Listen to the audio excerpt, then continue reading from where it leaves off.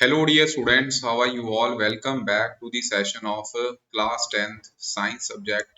As you all know that we are doing chapter number 1, that is chemical reactions and equations. This is our lecture number 3rd. In the previous lecture number 2 we discuss about the types of chemical reaction. ठीक है, हमने क्या पढ़ा था? Types of chemical reactions के बारे में पढ़ा था, जिसको हमने क्लासिफाई किया था on the basis of the heat transfer, जिसमें इसको दो कैटेगरी में डिवाइड किया था, exothermic reaction and endothermic reactions. ठीक है, उसके बाद other type of chemical reaction, आइए उसके बारे में एक बार देख लेते हैं क्या क्या हमने डिस्कस किया था। तो उसमें बच्चों सबसे पहले हमने कॉम्बिनेशन रिएक्शन के बारे में डिस्कस किया था, जिसमें सिंगल प्रोडक्ट बनते हैं, टू और मोर प्रोडक्ट रिएक्ट करने के बाद। फिर हमने बच्चों पढ़ा था अबाउट डीकम्पोजिशन रिएक्शन, जिसमें मैंने आपको बताया था कि एक सिंगल सब्सटेंस दो या दो से ज्यादा प्रोडक्ट में चेंज कर जाता है, जिसको हम डीकम्पोजिशन रिएक्शन बोलते हैं। और ये तीन टाइप की आगे फर्दर हमने इनकी तीन कैटेगरीज में इसको डिस्कस किया था। सबसे पहले हमने डिस्कस किया था थर्मल डीकम्पोजिशन के बारे में, उसके बाद हमने डिस्कस किया था इलेक्ट्रोलिटिक डीकम्पोजिशन के बारे में, और लास्ट में फोटोकेमिकल रिएक्शन के बारे में। ठीक है, ये आपको अभी मुझे लगता है याद आ गया होगा। थर्मल डीकम्पोजिशन ये रहा आपकी स्क्रीन के ऊपर। ओके, उसके बाद इलेक्ट्रोलिटिक डीकम्पोजिशन, जिसमें वाटर से हमने हाइड्रोजन और ऑक्सीजन गैस बनाई थी। फिर हमने फोटोलिटिक डीकम्पोजिशन, इसमें हमने पढ़ा था कि सिल्वर क्लोराइड जो है आफ्टर सनलाइट, जब उसके ऊपर सनलाइट फॉल करती है तो ये सिल्वर और क्लोराइड में चेंज कर जाता है। ठीक है, क्लोरीन में चेंज कर जाता है। Exposure to the sunlight silver chloride जो है ग्रे टर्न कर जाता है, और ये यूज करते हैं हम ब्लैक एंड व्हाइट फोटोग्राफी में। ठीक है, एंडोथर्मिक एक्सोथर्मिक के बारे में आपको पता है। उसके बाद हमने डिस्प्लेसमेंट रिएक्शन के बारे में पढ़ा था, जिसमें मैंने आपको बताया था कि मोर रिएक्टिव मेटल जो होती है वो less reactive metal from its salt, ठीक है, सॉल्ट सोल्यूशन, उससे उसको डिस्प्लेस कर देती है। जैसे कि यहाँ पे कॉपर सल्फेट है, जिसमें कॉपर जो है लेस रिएक्टिव मेटल है, और आयरन जो है ज्यादा रिएक्टिव मेटल है, वो लेस रिएक्टिव मेटल को क्या कर देगी, यहाँ पे आयरन रिप्लेस कर जाएगी। ठीक है, तो फेरस सल्फेट बन जाएगा, साथ में कॉपर बनेगा। ओके, तो ये डिस्प्लेसमेंट रिएक्शन होगी। उसके बाद हमने डबल डिस्प्लेसमेंट रिएक्शन के बारे में भी पढ़ा था। आज का जो हमारा टॉपिक है that is about oxidation and reduction reactions. ठीक है, ये फिफ्थ टाइप की जो केमिकल रिएक्शन है, फोर टाइप की मैंने अभी आपको बता दी, ये फिफ्थ टाइप की केमिकल रिएक्शन होगी, जिसमें हम पढ़ेंगे ऑक्सीडेशन एंड रिडक्शन रिएक्शंस के बारे में। ठीक है, रिएक्शंस, ओके, जिसको बच्चों अगर ये कोलेक्टिवली बात करें तो इसको कोलेक्टिवली हम रिडॉक्स रिएक्शन बोल देते हैं। ठीक है, क्या बोल देते हैं? रिडॉक्स रिएक्शन, मतलब RED रेड, इसका ऑक्स OX ऑक्स। ठीक है, रिडॉक्स। ओके, तो उसके बारे में तो चलो मैं बाद में बताता हूँ आपके कि रिडॉक्स और रिडॉक्स रिएक्शन क्या है। उससे पहले हम ऑक्सीडेशन एंड रिडक्शन के बारे में डिस्कस कर लेते हैं।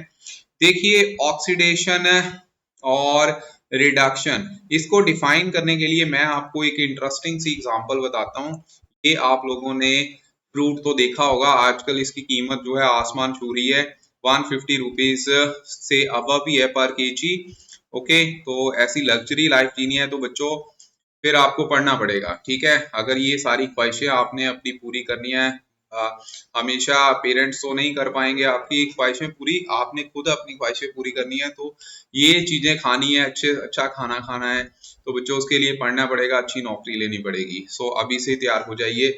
ये 10th ग्रेड है, तो 10th ग्रेड के बाद बच्चों आपका फ्यूचर जो है वो स्टार्ट हो जाता है। ठीक है, सो मैं जो बात करने वाला हूँ वो है ऑक्सीडेशन के बारे में। तो आपने कभी देखा होगा कि एप्पल को अगर हम काटते हैं तो वो धीरे धीरे बच्चों अगर थोड़ी देर पड़ा रहे तो ऐसा हो जाता है। ठीक है, ब्राउन कलर में चेंज कर जाता है। वो क्यों होता है? जब भी हम एप्पल को कट करते हैं बच्चे, जहाँ ड्रॉप हो नीचे गिर जाता है, जहां हम उसको चबाते हैं, तो बच्चों उसके जो डैमेज्ड सेल हैं वो पॉलीफिनोल ऑक्सीडेज नाम के, ठीक है, PPO इसको बोलते हैं, पॉलीफिनोल ऑक्सीडेज नाम के इंजाइम्स, ठीक है, इंजाइम्स सेक्रेट करते हैं, जो कि ऑक्सीजन के साथ एड ऑन होने के बाद पॉलीफिनोल, ठीक है, पॉलीफिनोल्स में चेंज कर जाते हैं। और इसकी फर्दर जब रिएक्शन होती है तो इवेंचुअली ये बच्चों एक मेलेनिन नाम के पिगमेंट बनाते हैं, ठीक है। पिगमेंट का मतलब कलर्ड कंपाउंड होते हैं, ठीक है, पिगमेंट उसको बोलते हैं। तो मेलेनिन जो है ये ब्राउन कलर का होता है, जिसकी वजह से बच्चों ये आपको फिर ब्राउन कलर का एप्पल जहाँ ऐसे जो भी फ्रूट है वो दिखाई देना शुरू कर जाते हैं। मतलब उसमें क्या हुआ, ये ऑक्सीजन, ठीक है, ऑक्सीजन का मेन रोल है। मीन्स इसको हम ये बोलेंगे कि ये ऑक्सीडाइज कर गया, ठीक है, क्या कर गया, ऑक्सीडाइज कर गया। यहां मैंने लिखा है ना एड्स ऑक्सीजन, इसका मतलब इसमें ऑक्सीजन ऐड होगी, ठीक है, क्या होगी, ऑक्सीजन ऐड होगी। तो जिस प्रोसेस में बच्चों ऑक्सीजन ऐड होती है उस प्रोसेस को हम बोलते हैं ऑक्सीडेशन रिएक्शन, ठीक है। तो oxidation reaction is the reaction in which there is addition of oxygen takes place, ठीक है, क्या होता है, ऑक्सीजन टेक और addition of oxygen takes place. Not only oxygen, oxygen like other element भी हो सकते हैं, ठीक है, oxygen like elements, other elements, ठीक है, वो भी हो सकते हैं, अगर वो ऐड करें तो भी वो ऑक्सीडेशन होगी। चलो ये तो आपके लेवल का नहीं है, अभी थोड़ी देर बाद आप समझ जाओगे, अभी के लिए सिर्फ आप इतना याद रखो, addition of oxygen is known as oxidation, ठीक है। अब बच्चों ऑक्सीजन से ऑपोजिट एलिमेंट होता है हाइड्रोजन, ठीक है, तो जिसमें रिमूवल ऑफ हाइड्रोजन भी हम बोल सकते हैं, वो भी एक ऑक्सीडेशन प्रोसेस ही है, रिमूवल ऑफ हाइड्रोजन, ठीक है, रिमूवल ऑफ हाइड्रोजन और हाइड्रोजन लाइक एलिमेंट्स, ठीक है, हाइड्रोजन लाइक एलिमेंट्स, ठीक है। अब ये बात अगर यहाँ पे कर ही ली है तो याद रखो, सोडियम हो गया, कैल्शियम हो गया, ये सारे हाइड्रोजन लाइक एलिमेंट्स ही हैं, ठीक है, सोडियम पोटाशियम ये एलिमेंट हाइड्रोजन लाइक हैं। और इस साइड कौन से आ जाएंगे, ऑक्सीजन हो गया, नाइट्रोजन हो गया, कार्बन क्लोरीन हो गया, ठीक है। तो मतलब ये ऐसे एलिमेंट्स जो हैं ऑक्सीजन जैसे फ्लोरीन भी, ओके, तो ये ऑक्सीडेशन रिएक्शन होगी, ठीक है। दूसरी तरफ बात याद रखना कि जो रिडक्शन रिएक्शन है, रिडक्शन एक्चुअल में क्या होती है, रिडक्शन इसके ऑपोजिट है, कंप्लीटली ऑपोजिट। कंप्लीटली ऑपोजिट का मतलब इसमें अगर एडिशन ऑफ ऑक्सीजन हो रहा है तो यहां हम बोलेंगे रिमूवल ऑफ ऑक्सीजन, ठीक है, क्या बोलेंगे, रिमूवल ऑफ ऑक्सीजन, और यहां बोलेंगे बच्चों एडिशन ऑफ हाइड्रोजन, ठीक है, एडिशन ऑफ हाइड्रोजन। अब ऐसे आपको पता नहीं चलेगा, आइए हम यहाँ पे एक एग्जांपल कंसीडर करते हैं, एग्जांपल से आपको सारा कुछ क्लियर हो जाएगा कि जो मैंने बोला है वही जो हमने लिखा है वो उसका मतलब क्या है यहाँ पे, ठीक है। आइए एग्जांपल लेते हैं, suppose we have the example, हमारे पास कॉपर 2 ऑक्साइड है जिसको बच्चों हमने हाइड्रोजन के साथ रिएक्ट करवाया, रिएक्शन करने के बाद ये कॉपर अलग हो गया और साथ में हाइड्रोजन के साथ ऑक्सीजन ऐड हो गई। तो यहाँ पे आप देख सकते हो कि हाइड्रोजन में ऑक्सीजन ऐड हो रही है, इट मींस ये प्रोसेस क्या होगी, ऑक्सीडेशन प्रोसेस होगी, ठीक है, क्योंकि ऑक्सीजन ऐड हो रही है ना, oxygen is adding in the hydrogen, therefore this process is known as oxidation process. और दूसरी साइड जो कॉपर है, कॉपर से रिमूवल ऑफ ऑक्सीजन हो गया, रिमूवल ऑफ ऑक्सीजन, ठीक है, तो वो क्या था, रिडक्शन, इट मींस ये होगी रिडक्शन प्रोसेस, ठीक है, क्या होगी, रिडक्शन प्रोसेस, ओके। तो दैट मींस यहाँ पे आप क्या लिखोगे कि ऑक्सीडेशन किसकी हुई है, ऑक्सीडेशन बच्चों हाइड्रोजन की हो रही है, हाइड्रोजन इज बीइंग ऑक्सीडाइज्ड, ठीक है, वो ऑक्सीडाइज कर गया। और रिडक्शन किसकी हो रही है, रिडक्शन बच्चों यहाँ पे copper oxide is being reduced, क्या लिखोगे, रिड्यूस्ड, ओके, क्या लिखोगे, रिड्यूस्ड यहाँ पे लिखोगे, ठीक है, ओके। अब बच्चों यहाँ पे एक टर्म और आती है, उसको हम बोलते हैं ऑक्सीडाइजिंग एजेंट, वो भी हम डिस्कस कर लेते हैं। देखिए ऑक्सीडाइजिंग एजेंट का मतलब क्या है, ऑक्सीडाइजिंग एजेंट वो है विच प्रोवाइड्स, आप क्या लिखोगे, विच प्रोवाइड द ऑक्सीजन, जो ऑक्सीजन प्रोवाइड करता है। अब यहाँ पे हाइड्रोजन को ऑक्सीजन कौन दे रहा है, कॉपर ऑक्साइड इसके पास ही है ना, इट मींस ये आपका ऑक्सीडाइजिंग एजेंट हो गया। तो ऑक्सीडाइजिंग एजेंट यहाँ पे कौन है, CuO, ठीक है, जिसकी अपनी क्या हो रही है, रिडक्शन, इसका मतलब ऑक्सीडाइजिंग एजेंट की रिडक्शन होती है, ये याद रखना जी, ओके। उसके बाद रिड्यूसिंग एजेंट कौन होगा, जो बच्चों हाइड्रोजन प्रोवाइड करेगा, ठीक है, रिड्यूसिंग एजेंट कौन होगा, विच प्रोवाइड्स हाइड्रोजन, तो जो हाइड्रोजन प्रोवाइड करता है, यहाँ पे hydrogen itself is providing the hydrogen है, ठीक है, वो अपना वो मतलब कि हाइड्रोजन प्रोवाइड कर रहा है।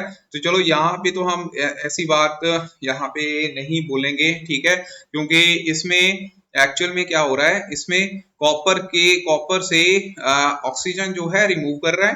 तो आप ऐसे भी लिख सकते हो, oxidising agent sorry reducing agent removes the oxygen, ठीक है, रिमूव्स दी ऑक्सीजन, जो ऑक्सीजन को रिमूव करे, जहां हाइड्रोजन प्रोवाइड करे ऑक्सीजन रिमूव करे, उसको हम रिड्यूसिंग एजेंट बोल देंगे। तो यहाँ पे बच्चों आपको ऑक्सीजन जो है वो रिमूव कौन कर रहा है, यहाँ पे हाइड्रोजन, ठीक है, हाइड्रोजन जो है इसकी ऑक्सीजन को गेन कर रहा है। इट मीन्स यहाँ बच्चों हाइड्रोजन जो है it is acting as a reducing agent, ठीक है। अब एक बात और यहाँ पे निकल के आ रही है कि आप देख सकते हो कि जो रिडक्शन है और ऑक्सीडेशन है वो एक प्रोसेस में दोनों प्रोसेस हो रही है, एक ही रिएक्शन में ऑक्सीडेशन भी हो रही है और रिडक्शन भी हो रही है। अगर oxidation and reduction are taking place simultaneously in the given reaction, कभी भी किसी भी रिएक्शन में ऑक्सीडेशन अकेली नहीं होती, हमेशा oxidation and reduction occur simultaneously, जिसकी वजह से बच्चों इस रिएक्शन को हम बोलते हैं रिडॉक्स रिएक्शन। तभी मैंने बोला था कि अभी आप समझ जाओगे धीरे धीरे। तो रिडॉक्स रिएक्शन क्या होगी, जिसमें oxidation and reduction takes place simultaneously, दोनों एक साथ होती हैं, उसको हम रिडॉक्स रिएक्शन बोल देते हैं। ओके, तो this is the concept of oxidation and reduction. अब बच्चों बारी आती है कि इसकी डेली रूटीन लाइफ में क्या इंपॉर्टेंस है, कैसे कैसे ये यूज अब होती है, ठीक है। तो ये बच्चों आपका इसको नोट कर सकते हो, जो मैंने अभी आपको एक्सप्लेन किया है, ये सारा का सारा रिमूवल ऑफ हाइड्रोजन, ठीक है। एक और एग्जांपल है यहाँ पे, एग्जांपल है कि कार्बन में ऑक्सीजन ऐड हो रही है, carbon dioxide, this is also the oxidation process, ठीक है। और ये कॉपर में ऑक्सीजन ऐड हो गया, तो ये भी ऑक्सीडेशन प्रोसेस है। कॉपर में हाइड्रोजन जो है ऑक्सीजन ले रहा है, तो ये भी एक ऑक्सीडेशन प्रोसेस है, ठीक है। रिडक्शन में क्या होगा, addition of hydrogen to the reactant या फिर removal of oxygen to the from the reactant, ठीक है। तो oxidation reduction occur simultaneously, this is known as redox reaction. इसको हम क्या बोल देते हैं, रिडॉक्स रिएक्शन बोलते हैं, जिसमें CuO जो है रिड्यूस कर रहा है कॉपर में और H2 जो है ऑक्सीडाइज कर रहा है वाटर में।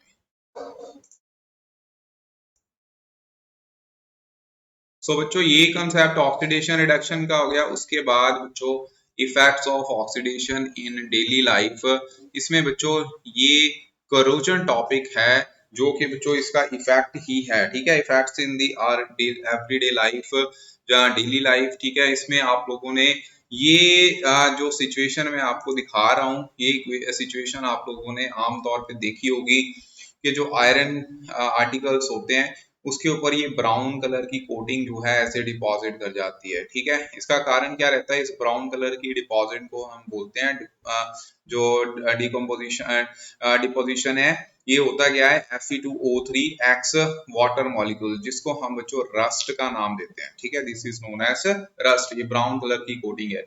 ऐसे आपने कॉपर के ऊपर कभी देखा होगा ग्रीन कलर की कोटिंग होती है।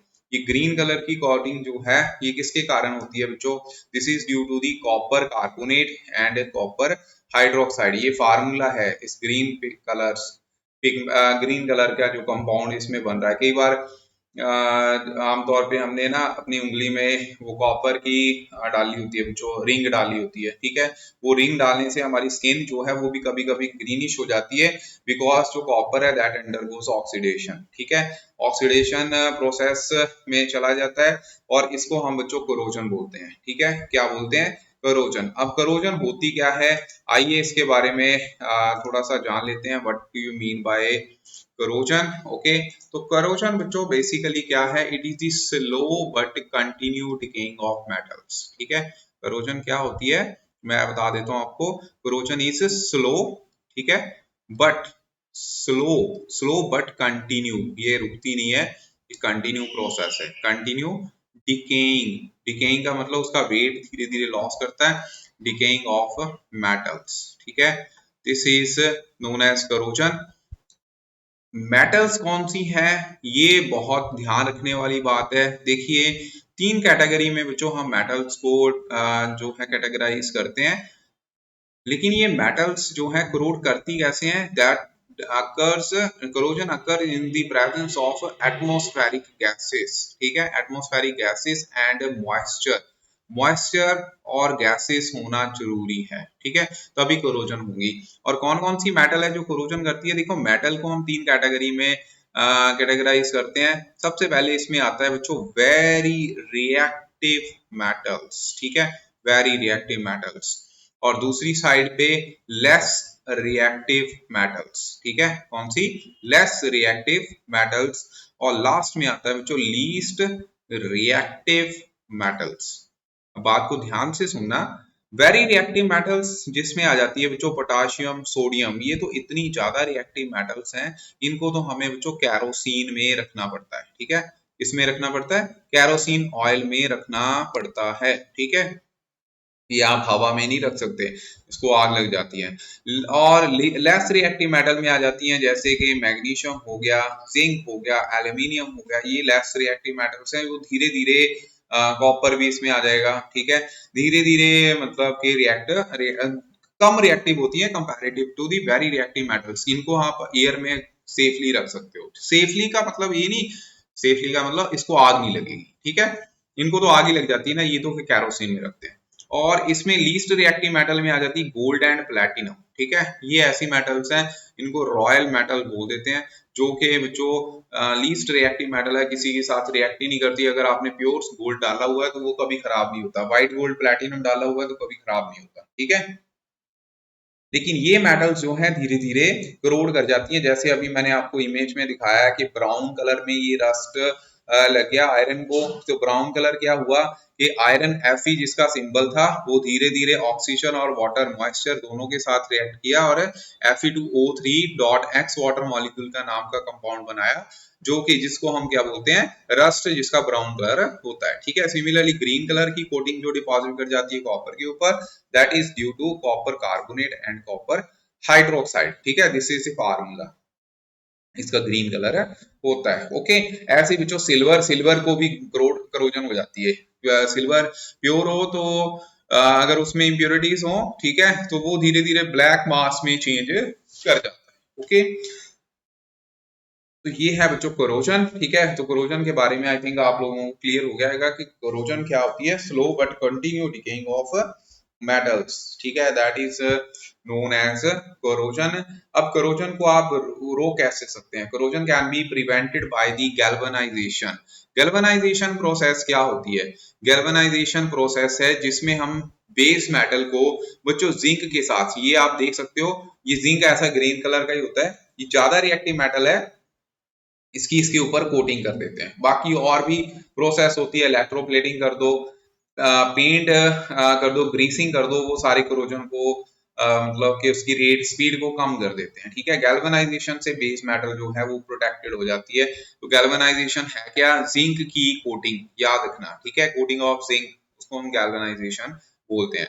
अब बच्चों हमारा नेक्स्ट टॉपिक है, लास्ट टॉपिक है इस चैप्टर का, दिस इज रेंसिडिटी, ठीक है। रेंसिडिटी क्या होती है बच्चों, आप लोगों ने देखा होगा कि जो खाना होता है, ठीक है, खाना हम खाते हैं, फूड का टेस्ट धीरे धीरे चेंज कर जाता है, उसमें से बैड स्मेल निकलती है, बैड टेस्ट आता है अगर उसको आप पड़ा रहने दो, ठीक है। वो होता क्या है, वो खाना धीरे धीरे बच्चों उसमें जो फैट्स होती हैं, जो ऑयल्स होते हैं, वो ऑक्सीडाइज कर जाते हैं, ठीक है, ऑक्सीडेशन कर जाते हैं एयर के साथ, ठीक है, तो उसको हम बोल देते हैं रेंसिड फूड, ठीक है, क्या बोलते हैं, रेंसिड फूड, यानी कि ऑक्सीडेशन ऑफ ऑयल और fats in the food resulting in the bad smell, bad smell, ठीक है, वहां पे बैड स्मेल आती है, तो वो बच्चों रेंसिड फूड होता है। रेंसिडिटी इस टॉपिक का नेम है, प्रोसेस होती है, ठीक है।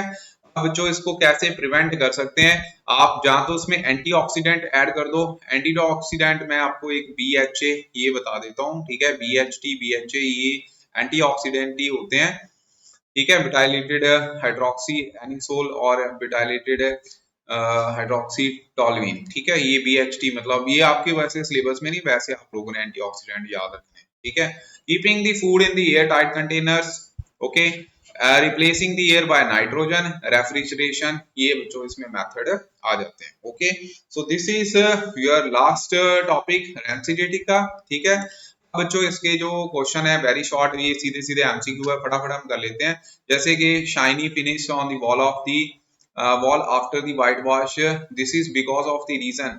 क्या रीजन रहता है व्हाइट वॉश का? रीजन व्हाइट वॉश जो है वो शाइनी सरफेस हो जाता है क्योंकि वो कार्बन डाइऑक्साइड के साथ में जो कैल्शियम हाइड्रोक्साइड कार्बन डाइऑक्साइड के साथ रिएक्ट कर जाता है, जिसकी वजह से वहां पे कैल्शियम कार्बोनेट बन जाता है, यानी कि CaOH ट्वाइस। आप इसकी कोटिंग करते हो, कार्बन डाइऑक्साइड जो कि एटमॉस्फेरिक गैसेस है, वॉल के ऊपर धीरे धीरे वो शाइनी कलर दे देता है कैल्शियम कार्बोनेट बनने की वजह से।